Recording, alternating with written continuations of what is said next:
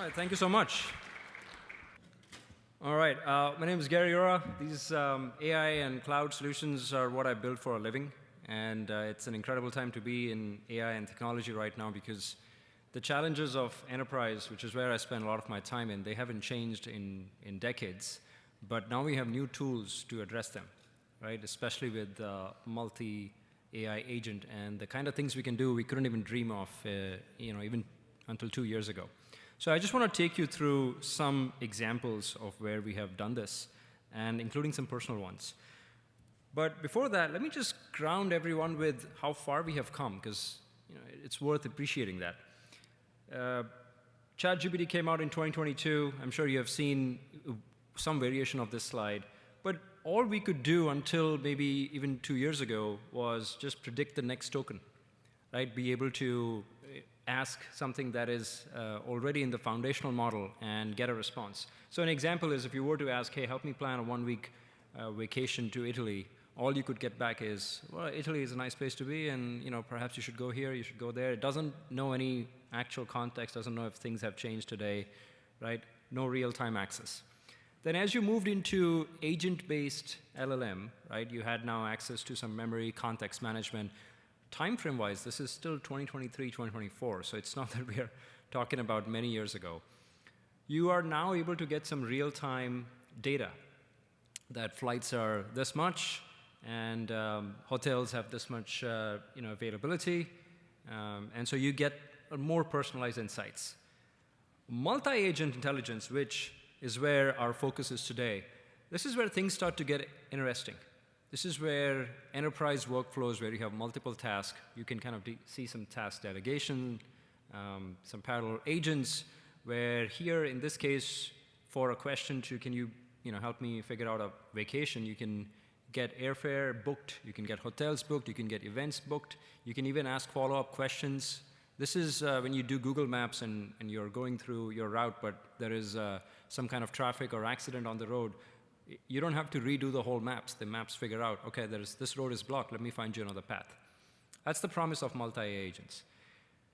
As we get into fully autonomous agents, there are a lot of contenders there that are promising it's already here, but I think that room is still open. We don't really know what fully autonomous agents might be able to do. I think there's a bit of a risk, but there's also a bit of an adventure, right? So this is, I'm hoping, where your fully autonomous AI agent can say, hey, I'm sensing you haven't taken a vacation in a while, you seem tired, I found a really good deal for a hotel and flight, do you want to just say the word? That would be a fully autonomous AI agent, right? So why this matters? So let me walk you through a very quick example of the most typical use case where multi-AI agents are being used today, right? So this is your traditional L1, L2 support.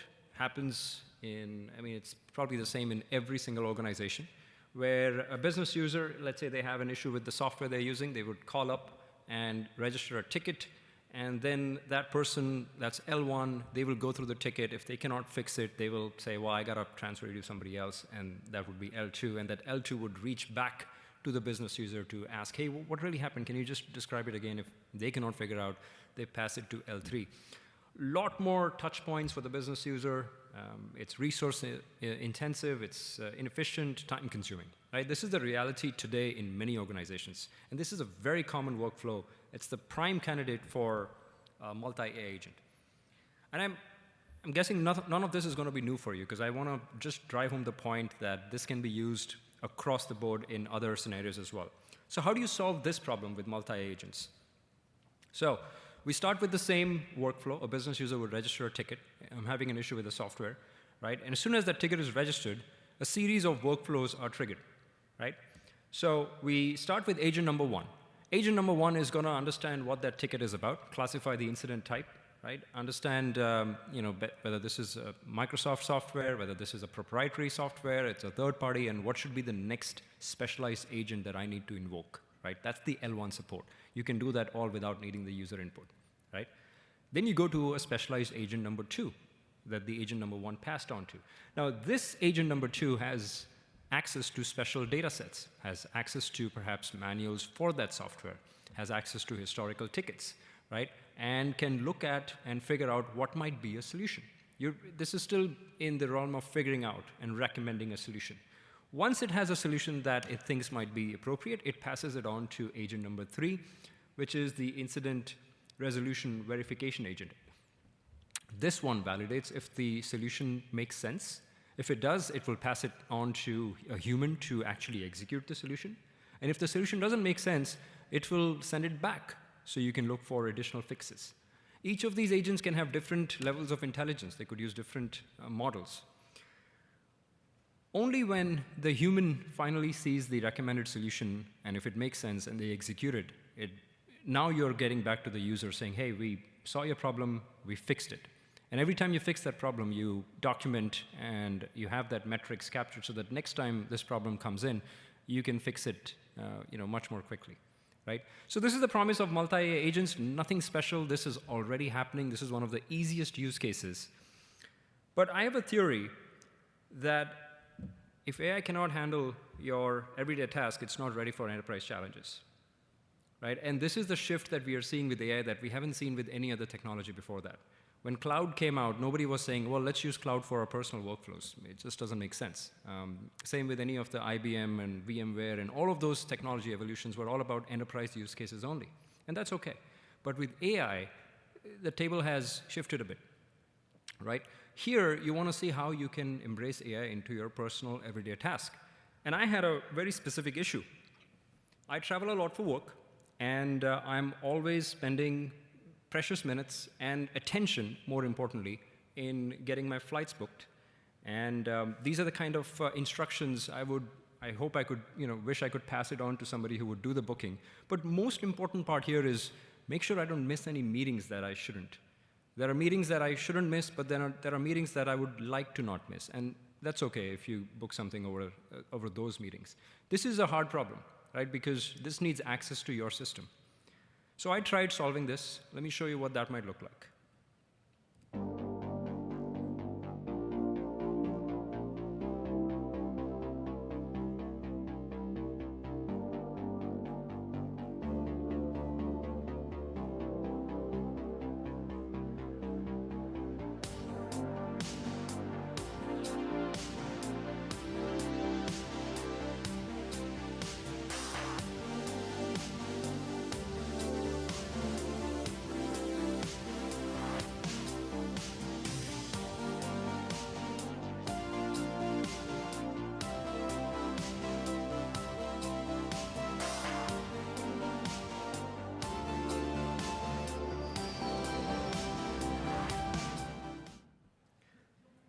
So this is a real solution. I had to pay for that music track to use here. So now all my videos are going to feature the same track. But let me just kind of walk you through this solution. So this is, when you have the multiple browser tabs open, you're trying to negotiate and figure out what's the best price. In my case, I often travel multiple cities. So the question of should I make one big multi-city reservation or multiple, single trips? Because in one big multi-city reservation, if I wanted to cancel one leg, that becomes difficult, right? So there are these kind of things, which really takes a lot of time. So this architecture that I used is called a hierarchical supervisor agent model, where you have a supervisor agent on top that takes the request, and then it figures out all the other agents that I have available to me that I can round up for this particular request, right? And it keeps me as human in the loop. So this is built on LangGraph Studio, but you could use anything, right? This is open source. And I get a full script of what's happening. And if I wanted to use this script to train this better or change a few things, I could do that as well. So your supervisor agent takes it and sends it to a request parser agent. Because this is where my natural language phrasing, like back home, what does back home mean for in a technical construct? Well, in my construct, it needs to mean BOS, which stands for Boston Airport Code. Right? What does day after mean, right? So this is where it's figuring out those things. When I say New York, I mean LaGuardia, right? So I have my pre-configured data that my request parser agent has access to. It takes the colloquial language, translates it into something that can now be sent to an API, right? Next, I have a calendar agent. Obviously, my meetings are something I don't want any of the OpenAI or Anthropic to be aware of, so I got to use a local model here, right? Privacy is important, and this is something that's preventing many organizations from embracing AI. So this is where I'm able to call a calendar agent using a local model. In this case, I was using Llama. I also tried using with DeepSeek. It wasn't around then, but you get some really good results. Then I have the flight search agent. This is very common. All of these flight booking apps have APIs, and I built this before A2A and MCP and those constructs were available. So the work that I had to put in for this would now be much more less, because I could simply use M2P to connect to Kayak or a Skyscanner or something like that. So this figures out the flights that are available to me. Then this is the important piece where you got to figure out between the flights available and the price point and my preferred airlines, because I'm in consulting, gotta earn those points, and the meetings that I have, what would be the best itinerary? Especially if you think about moving from Boston to New York, there are so many flight options, right? Which one should I be going for, where I can maximize my meeting timings, my schedule, and my airline points, right? And then the itinerary compiler, it figures out the itinerary, right, and compiles it for me. And it's ready to book. I also have my credit card information here, so you don't want to share your credit card information with all these agents because they have different kind of LLM and intelligence. And before the final booking, this is the human in the loop coming in, where I can now say, I can look at an itinerary and say, no, I prefer evening flights. No, give me another one, right? Actually, I want to have dinner before I fly. So this is where I can ask it to pretty much rerun the whole workflow. And it will just go through the whole cycle and give me back a different itinerary, right? And this is where when I say confirmed, it goes ahead and books the reservation, right? I mean, you can do this today with API, but you'll have to create a custom app that will need to understand the API contract, the schema. But the point here is you can use AI to do a lot of this in plain English. A lot of this was written in plain English and then vibe coded to work with and create a solution out of it, right?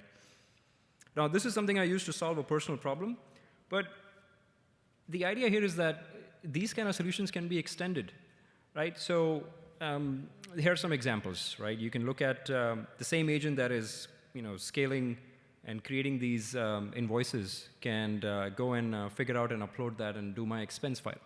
People spend a lot of time doing expense filing, right? Someone told me about, as a possible extension, to figure out how you would do your refunds and credits.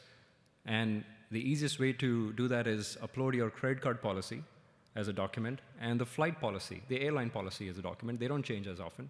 And then let AI figure out whether it's better to reschedule a flight or cancel a flight based on the policies that are documented, right? So that's another research that I don't have to do anymore. The other one, I already talked about the multi-city route, how you mix and match airlines so you get the best price. Often I don't have time to do that because I'm trying to just do this in the middle of my workday and I'll pick whatever first pops up. But imagine if you were to roll this out for an enterprise. You'd be able to save a lot of dollars at the end of the day, right? So these are real dollar-saving opportunities that we have where multi-agents can really simplify some of these things. So I've built a lot of these for my personal workflow, but also for my enterprise clients. And the key takeaway really is, and I firmly believe in this, that you have to embrace AI in your everyday life, have it solve your daily challenges, and that gives you the confidence to then take it to enterprise and solve the production workflows. Here are some 6 considerations that I have learned and I just want to share in terms of building multi-AI agentic systems. So first thing first, right? In enterprises, it's a common notion to go with the best, highest paid model, most intelligent model, right? There is a notion that if you pay more, it's going to be more intelligent and it's going to be more useful. That's not always going to be the right strategy here. I used a whole bunch of models depending on the task that I wanted. And if I have time, I will also show you a demo what small language models can do on commodity hardware like my laptop, right? So never bring a knife to a gunfight. What that really means is, you got to know when multi-agent setups are useful and when they are an overkill.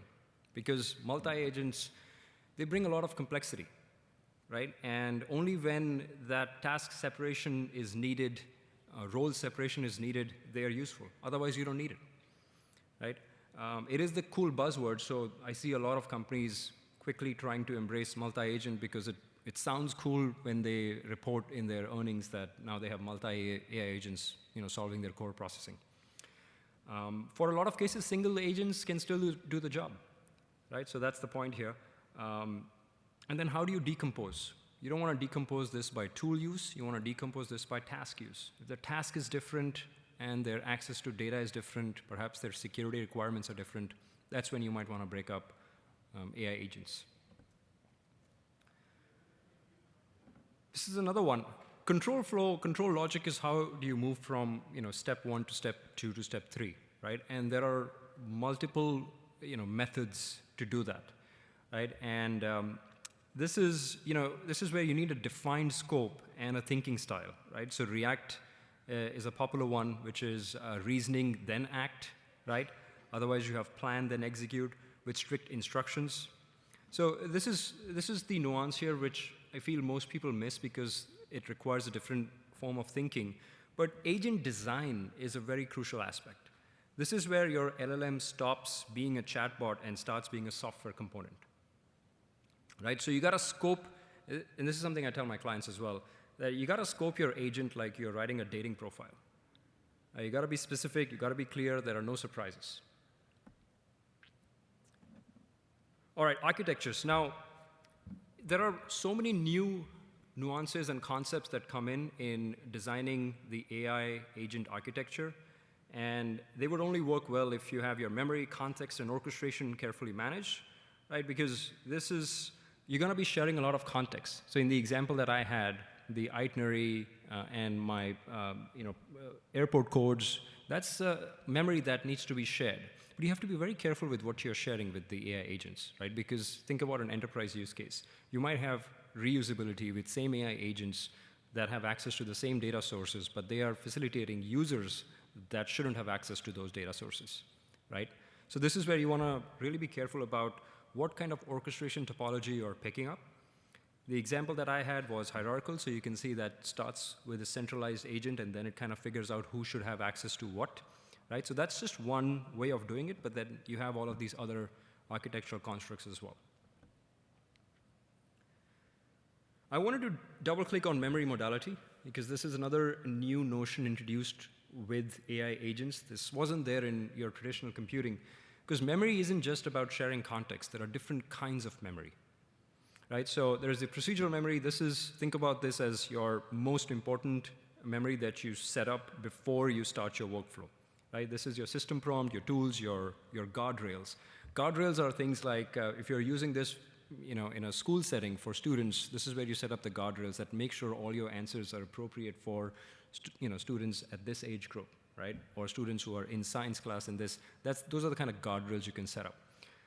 Then you have the semantic memory. So this is external knowledge and self-awareness, right? So this is where you can add things like your RAG systems, your PDFs, your policy documents, right? Your credit card policies, your health insurance policies.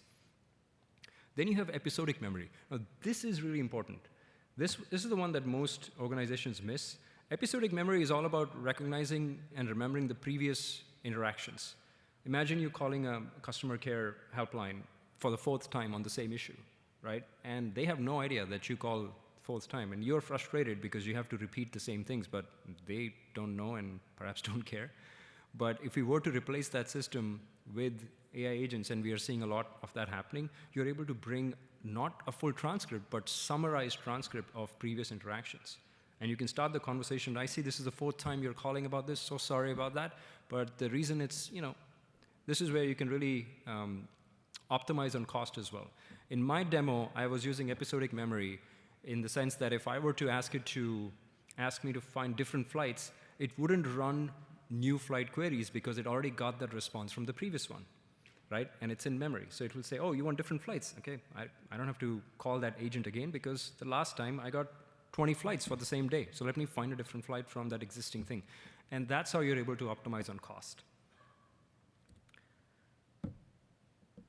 Design for scalability and reuse, right? So this is reusing agent logic across domains is the difference between building AI tools and building an AI platform, right? Otherwise, you're going to simply be creating point solutions, right? So the idea is that you don't want to hard code your agent into one workflow, because that's how you end up with super expensive, to-do list bot, right? So that's why many of the AI agent-based POCs don't move beyond POCs. A lot of organizations are doing POCs right now. Very few are actually creating production systems that are scaling, right? Because you're not designing it for reusability.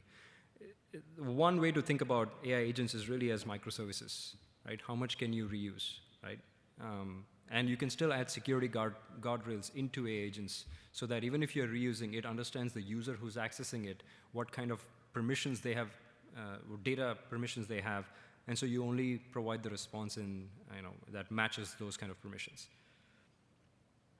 Now the problem is, when we talk about AI agent frameworks and interoperability standards, there are a lot of them, right? I mean, there are a lot of LLMs as well. So in this talk, I'm not going to recommend which one to use, but I just wanted to get your eyes on this. This is how the landscape is looking like. These are, I took this last week. These are GitHub stars on all of these open source frameworks.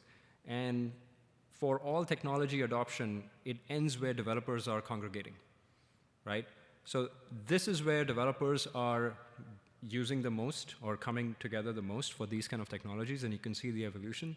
And perhaps in a year from now, there might only be one or two or three of these which become the de facto standards, right? This is very similar to your UI UX frameworks. 10 years ago, there used to be so many of them: Backbone, Ember, Knockout.js, right? Today, if anyone is building a UI app, a front-end app, they're likely going to create a React app or an Angular app, maybe Vue for the ones that are a little bit crazy. But the reason they will flock towards a React or an Angular and not Backbone anymore is because that's where developers are, right? So this is a space worth watching to see where the developers are. And when you adopt a framework, you pick from this list. All right, so this is the point that I feel a lot of the enterprises miss as well, that you need to use small models where you can and big models where you must, right? Because there's a price to pay for that. Efficiency isn't optional, right? So this is like, espresso shots. That's the analogy I use. Small models will give you the jolt, but don't expect them to cook the dinner, right? So these are just espresso shots, right?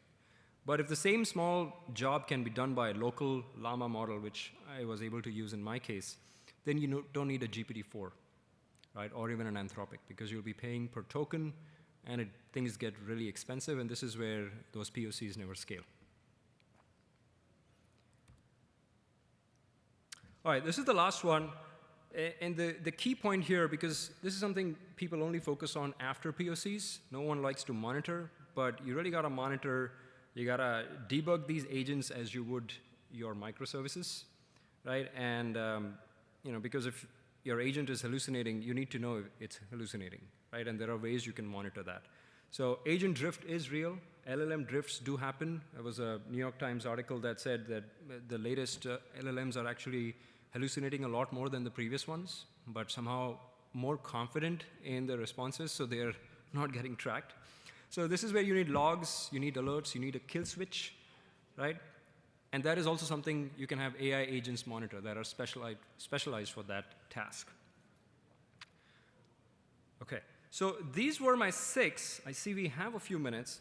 I wanted to drive home the point that small language models, small visual language models are pretty capable and can run on commodity hardware.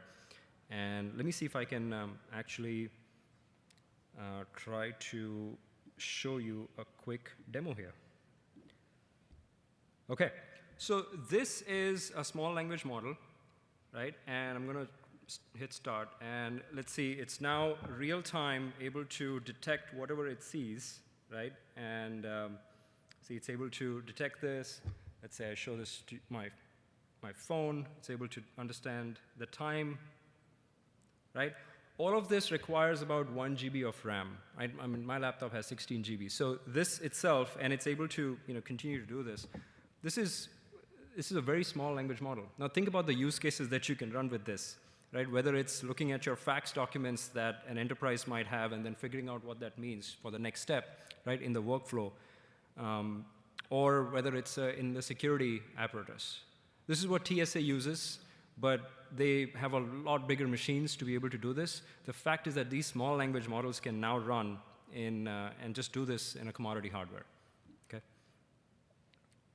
Okay, and that's all. The key takeaway really is the best way to understand what AI agents can do for your business is to first let them solve your everyday problems. This is my LinkedIn. If you want to scan it, we can continue the conversation there because I like to talk about these kind of things. And we still have a few minutes, so we can open for questions. I don't know if this works at all. I was going to say, you saw a lot of like orchestration topologies of multi-agent topologies you presented up on screen. I'm just wondering, based on all those topologies, do you see differences in security risk based on the topology, and just your thoughts on how agent-to-agent is evolving and security risks with each type of topology and any trade-offs there? Yeah, I see major security risk because no one's focusing on that. In the hype cycle, we are still trying to see how more agents can talk to each other, not so much on how you talk to each other securely, right? A lot of the POCs, security is not even an afterthought for that matter. But when you are about to head to production, that's when it becomes really important, right? And I mean, that itself could be a separate session, but the idea is you don't want to create if you're using local LLMs, right? Let's say you have a DeepSeek running. You don't want to create multiple DeepSeek instances to provide multiple different security exposure. You want to have a single DeepSeek layer, but then the access to DeepSeek, the AI agent that is doing it, this is where you put in the guardrails so they're able to make sure that you're only accessing the data that you have access to, right? Got it. Any other questions? Yes. So so the question is, do you have any insights into tools that require authentication and authorization? When you're running these things on cloud, you're able to use a lot of the native cloud tools. If you are running this on AWS, you can use identity access management on AWS to do this. If you're running this on-prem, you could embed this within your existing auth tools. The same way you would safeguard APIs, you're able to safeguard these AI agents as well. I think we have time for one more. Yes. How are you solving the security problem when these things are running dynamically? How would you scan what they are generating, the code or anything like that? Yeah, fortunately, I'm not solving security problem. Are you aware of any tools? Yes. So the way you're doing it, there are monitoring layers that you're adding. So the dashboard that I have here, which is a screenshot.